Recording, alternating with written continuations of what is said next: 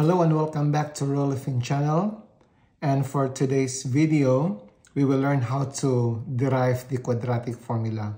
So what is this quadratic formula? Quadratic formula is x is equals to minus b plus minus the square root of b squared minus 4ac all over 2a.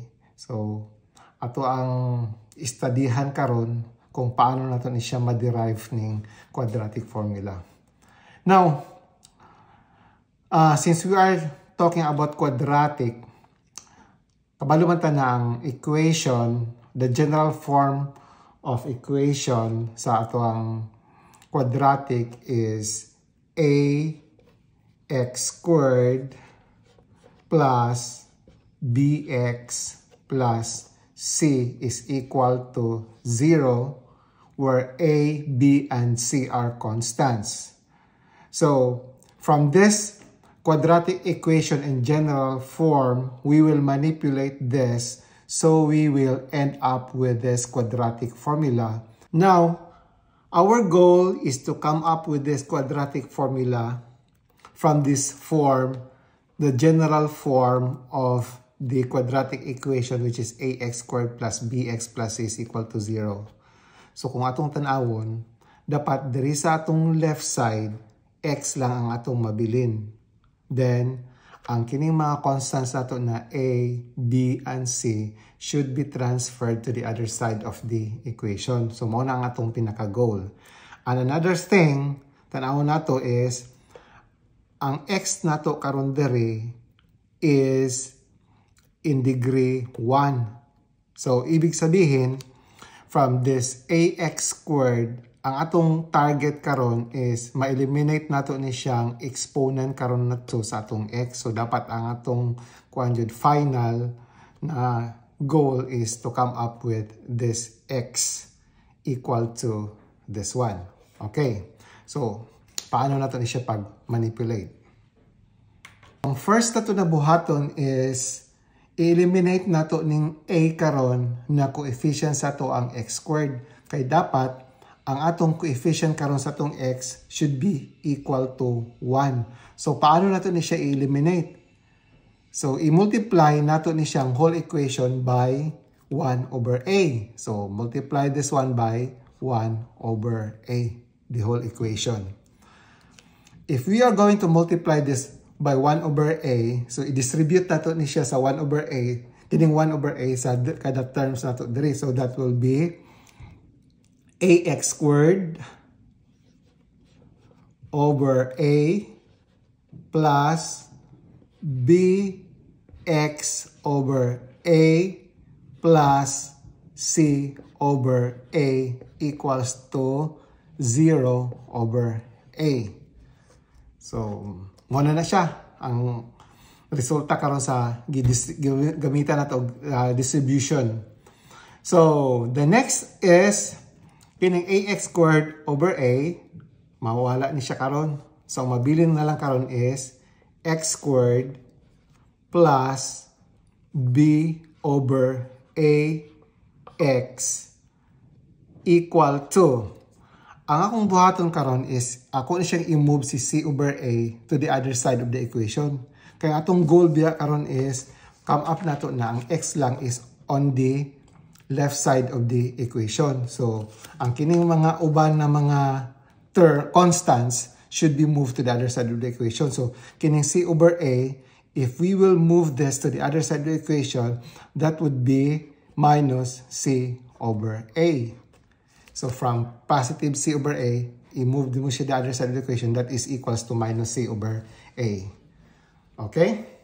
Next is, we will manipulate the left side of the equation. So, we will apply the factoring by completing the square. So, pangitao nato karon ang atong third term, o sa atong i-add karon diri, para magkaroon ta diri square of a binomial. So, kung unsang atong i-add diri sa to ang left side of the equation should be added also on the right side of the equation. Now, paano nato ni siya pangitaon karon ang atong third term? Maghatag og example sa inyo ha. Kung natay kuan karon this term x squared plus 6x Paano nato ni siya applyan o kanang completing the square?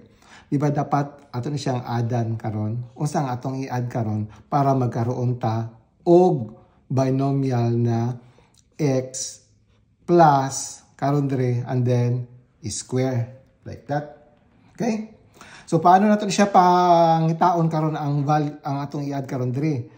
Atong buhaton is there is atong second term na siya coefficient na 6, i-divide nato ni siya sa 2. So the result is equal to 3 and then i-square na nimo.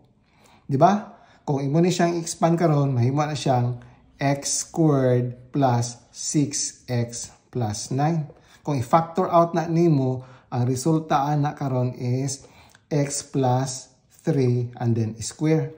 Kaya kini siya diri perfect square man ni siya, kini siya perfect square. What is the square root of x squared? X. What is the square root of 9? Equal to 3. So, kining method na akong pakita diri sa inyo na as example, i-apply na to karon diri sa kini siya diri na part. So, paano na to pangitaw na nga to ang third term? Atong gibuhat is gi-divide na to si 6 by 2 and then gi-square na to. So, that means si b over a should be divided by 2. So, b over a all over 2. So, b over a and then divided by 2. So, pag i-divide na nimo si b over a by 2, pangitaon nimo ng reciprocal sa 2 which is 1 over 2. So, mahimo na siyang b over 2a. Diba? And then, i-square na nimo siya. So, i-add po na nimo dito sa pika side of the equation, b over 2a and then square. Okay?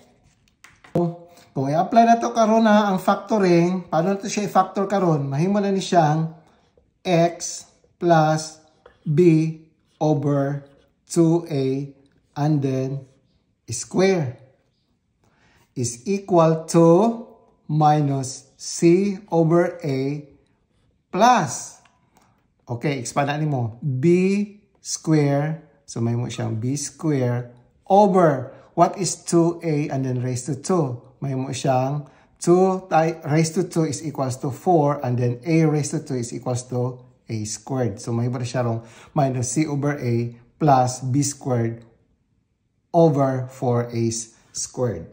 Next is, ato ni siyang i-add kining sa right side of the equation. So, mahimo siyang atong denominator karon is 4a squared. Okay? So, 4a squared divided by a is equals to 4a times minus c. Mahimo siyang minus 4ac. Plus, 4a squared divided by 4a squared is equal to 1 times b squared. So, mahimo siyang equal to b squared. So, which is equals to x plus b over 2a and then square.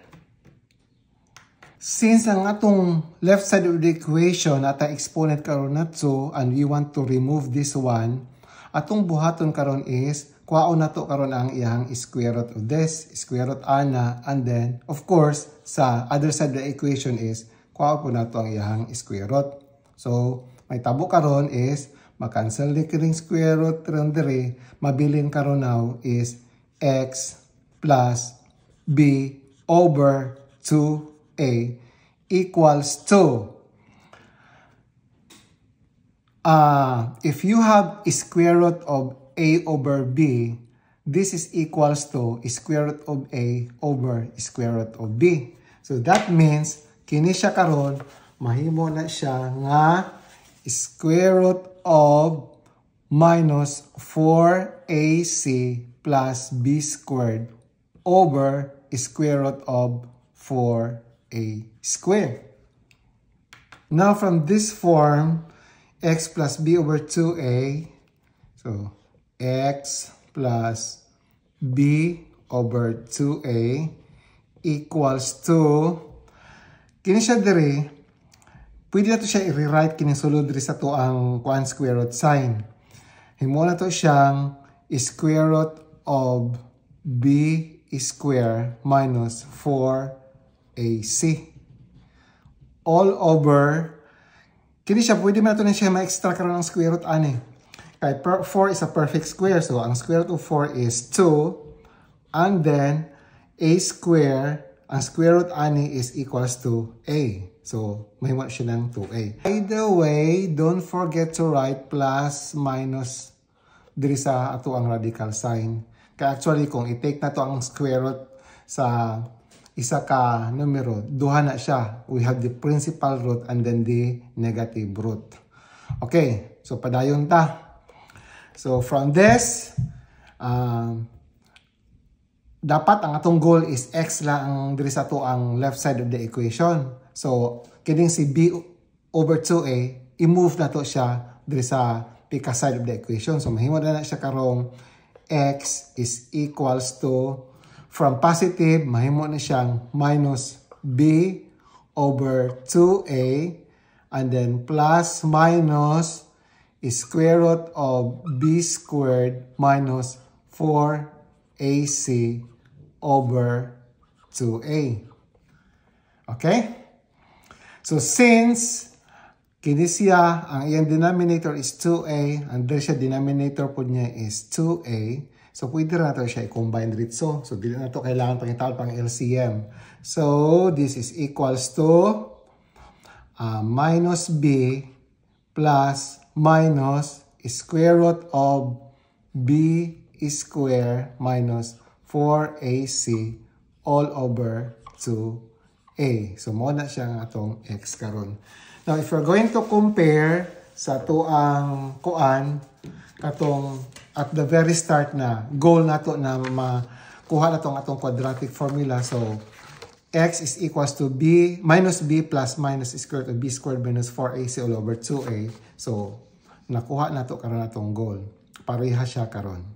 So daghang kayong salamat. Thank you for watching and hope to see you sa next time sa atong mga videos.